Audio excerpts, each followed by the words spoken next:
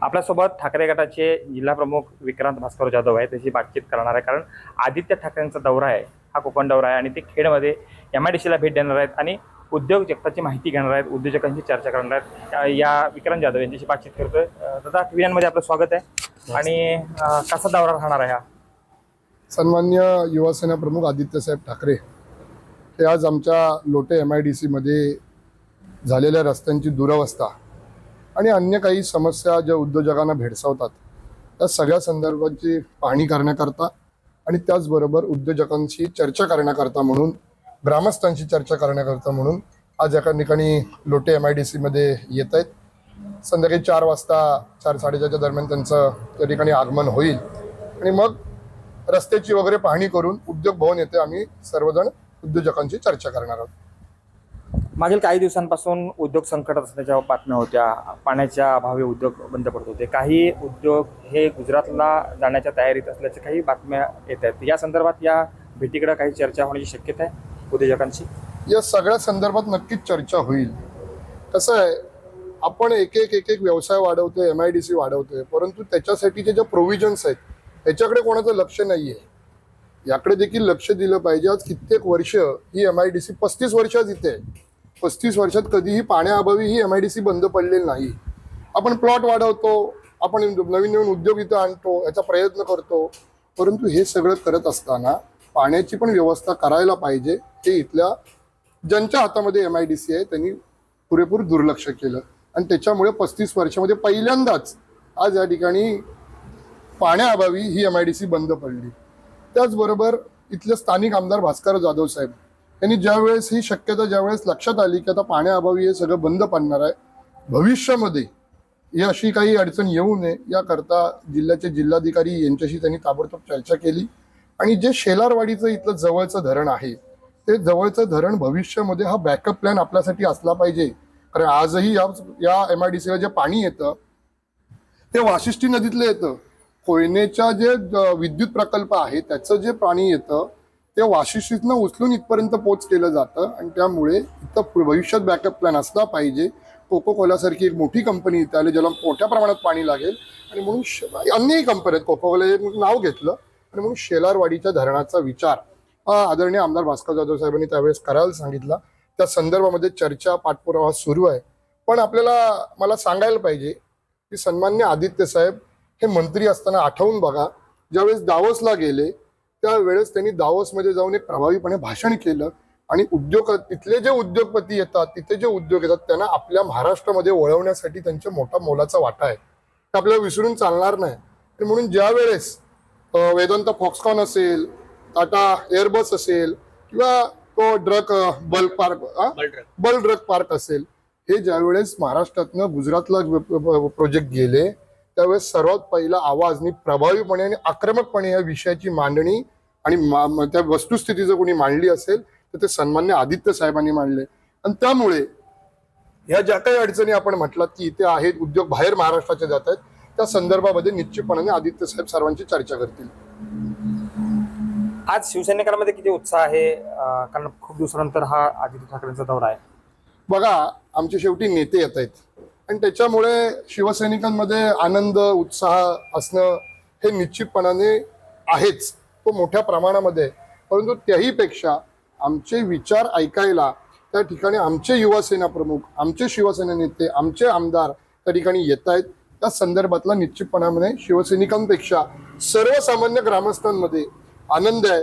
कारण एखादा विषय ज्या वेळेस उद्धवसाहेब ठाकरे असतील, नाहीतर आदित्य साहेब ठाकरे असतील, नाहीतर त्यांच्या मार्गदर्शनाखाली, उद्धव साहेबांच्या मार्गदर्शनाखाली काम करणारे त्यांचे आमदार असतील, आमच्यासारखे पदाधिकारी असतील, कार्यकर्ते असतील, शिवसैनिक असतील, आम्हाला एक विश्वास आहे, जो सर्वसामान्य ग्रामस्थांमध्ये पण विश्वास आहे की एखादा विषय ज्या वेळेस उद्धव साहेब किंवा आदित्य साहेब हातात घेतात त्यावेळेस तो मार्गी लागतो आणि त्याच्यामुळे हे विषय जे काय आज बरेच वर्ष रखडलेले आहेत ते मार्गी लागतील असा सर्वसामान्य जनतेमध्ये विश्वास आहे आणि त्यामुळे शिवसैनिकांमध्ये पण उत्साह आहे.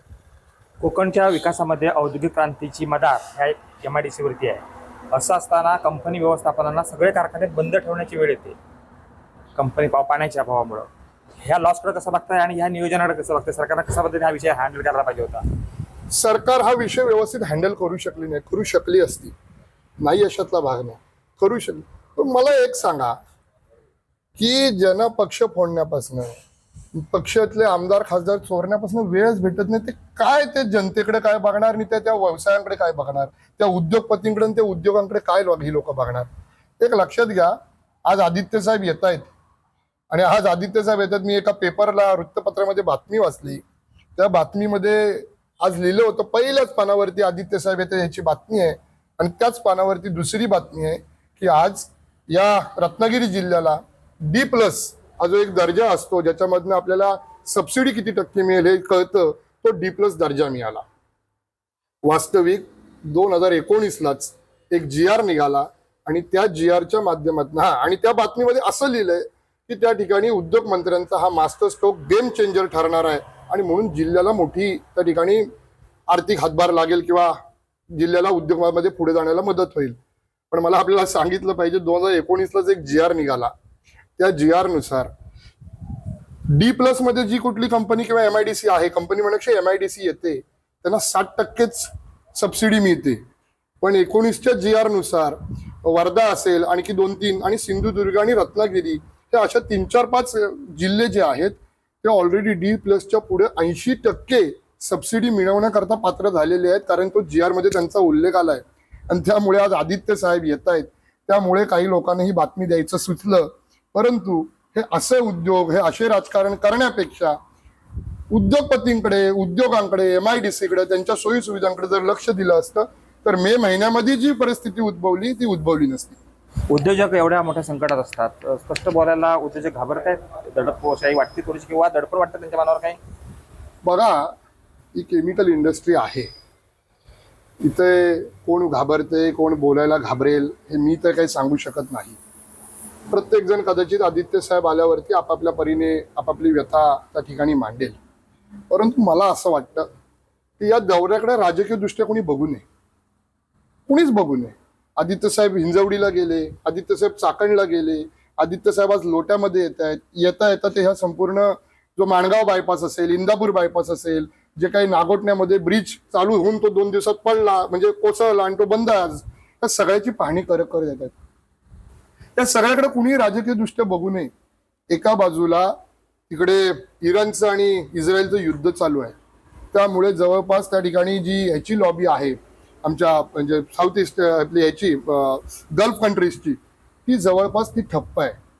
त्याचबरोबर अनेक वर्षे आज रशिया आणि युक्रेनचा वॉरही चालू आहे, त्यामुळे युरोपमध्ये पण व्यवसायाला जेवढी गती पाहिजे तेवढी इथल्या उद्योजकांना भेटत नाही. आणि इथले जे काही केमिकल इंडस्ट्री आहे ती जास्तीत जास्त या 2 देशांमध्ये, ह्या भागांवरती, युरोप आणि गल्फ कंट्री याच्यावरती अवलंबून हे कंपनीज आहेत, त्या इथले उद्योग आहेत.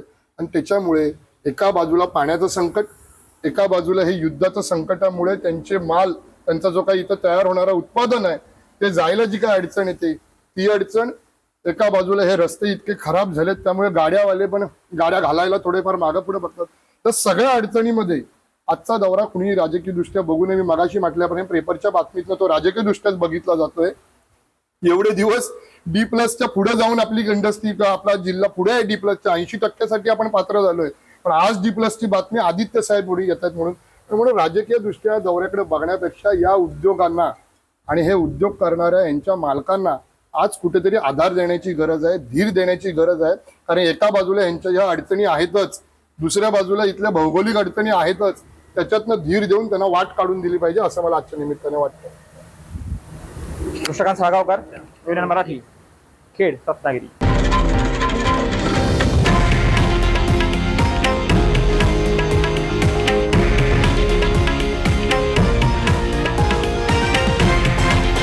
हे आहे देशातील नंबर 1 न्यूज नेटवर्क आणि आपण पाहत आहात TV9 मराठी, एकमेव.